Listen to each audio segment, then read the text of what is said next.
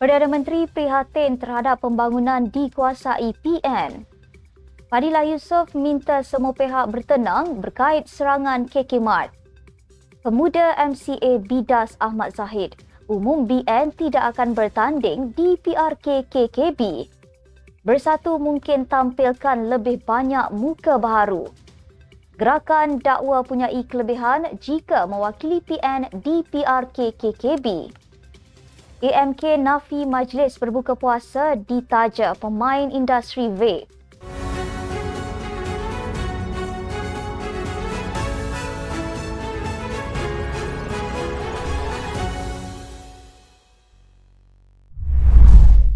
Bismillahirrahmanirrahim. Assalamualaikum warahmatullahi wabarakatuh.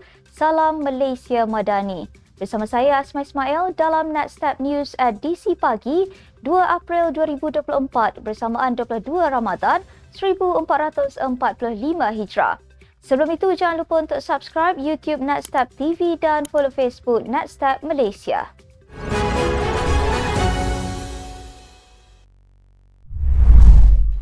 Datuk Seri Anwar Ibrahim prihatin terhadap pembangunan yang dikuasai Perikatan Nasional PN telah menghadiri taklimat pembangunan Perlis ketika mengadakan lawatan kerja ke negeri tersebut bagi meninjau pembangunan Perlis. Perdana Menteri yang tiba pada jam 3 petang semalam menghadiri taklimat pembangunan Perlis bersama Menteri Besar Muhammad Shukri Ramli di Kompleks Dewan Undangan Negeri Dun Perlis. Turut hadir Ahli Majlis Mesyuarat Kerajaan Negeri Exco Mufti Perlis Datuk Dr. Muhammad Asri Zainul Abidin dan Barisan Pentadbiran Kanan Negeri. Dalam pertemuan lebih 1 jam itu, Datuk Seri Anwar diberikan taklimat berkaitan projek pembangunan persekutuan yang sedang dilaksanakan di seluruh negeri. Perdana Menteri kemudian mengadakan tinjauan mesra di Bazar Ramadan Persiaran Wawasan sebelum hadir Majlis Berbuka Puasa Madani di Masjid Nurul Huda, Felda Chuping.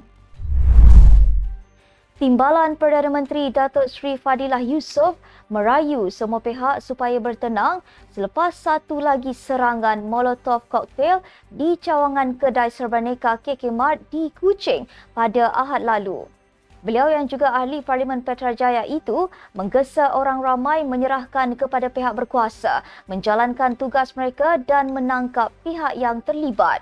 Serangan di cawangan kedai KK Mart di Kuching itu adalah kejadian ketiga membabitkan rangkaian kedai Serbaneka tersebut dalam tempoh seminggu. Kejadian itu dilaporkan oleh seorang pekerja kedai berkenaan yang terletak di Jalan 1. Dua lagi serangan sebelum ini berlaku di cawangan KK Mart di Bidor Perak dan di Kuantan Pahang pada minggu lalu.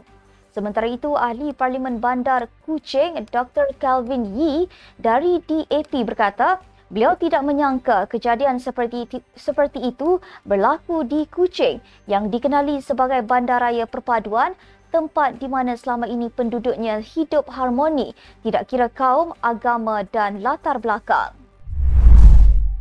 Pengumuman dibuat pengerusi BN Datuk Seri Dr. Ahmad Zahid Hamidi bahawa BN tidak akan bertanding di kerusi Dun Kuala Kubu Baharu di Selangor tanpa berunding dengan rakan-rakan sekutu BN telah dibidas keras Ketua Pemuda MCA Selangor Tan Jisen.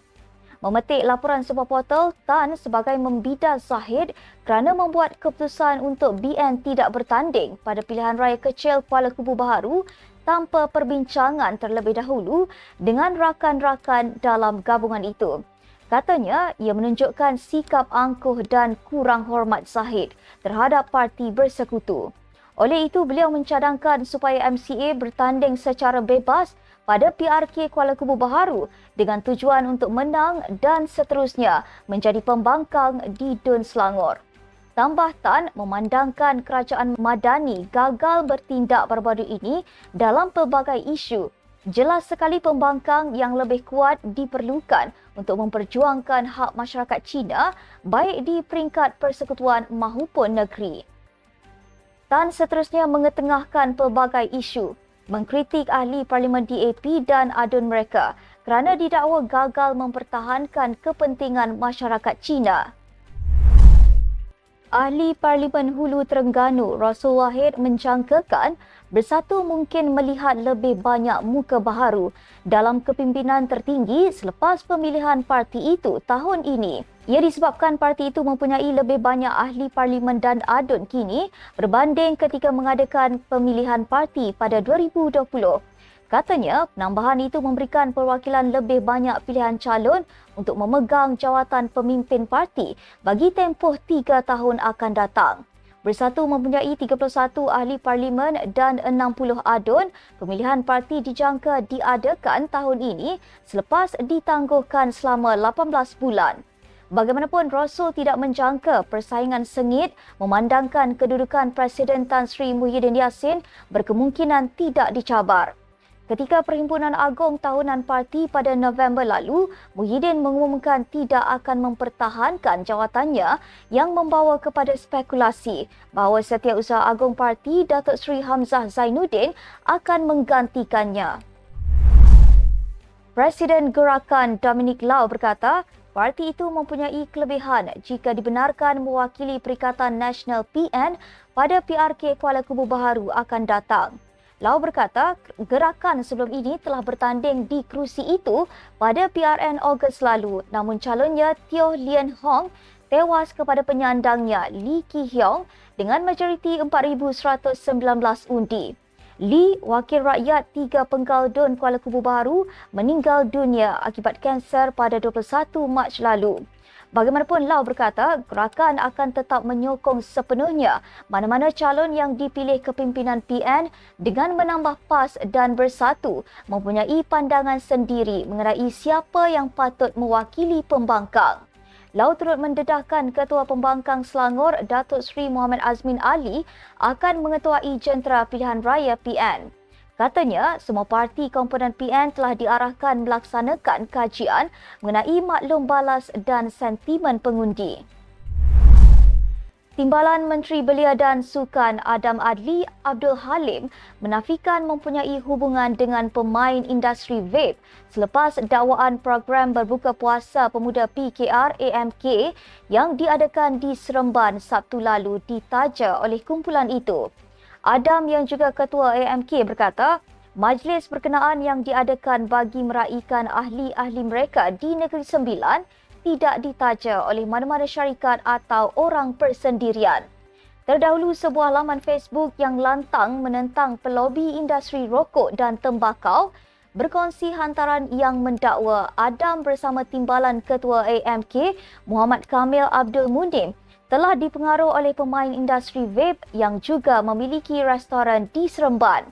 Hantaran tersebut mendakwa individu yang dikatakan pelobi itu bukan sahaja menaja program tersebut tetapi turut menjemput Adam dan Kamil untuk berkongsi hidangan berbuka puasa dalam talam, sekaligus menunjukkan hubungan antara pelobi industri vape dan wakil rakyat.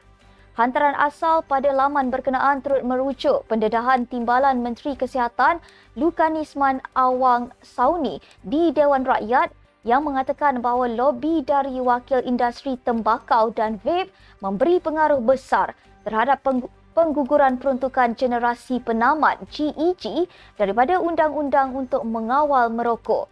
Bagaimanapun, hantaran itu didakwa telah dipadam atau disembunyikan. Sekian untuk edisi pagi ini. Ikuti perkembangan semasa isu-isu panas politik Malaysia setiap hari hanya di Netstab News. Jangan lupa untuk follow Facebook Netstab Malaysia dan subscribe YouTube Netstab TV. Netstab Malaysia menjangkau informasi mengora inspirasi. Saya Asma Ismail. Assalamualaikum dan salam sejahtera.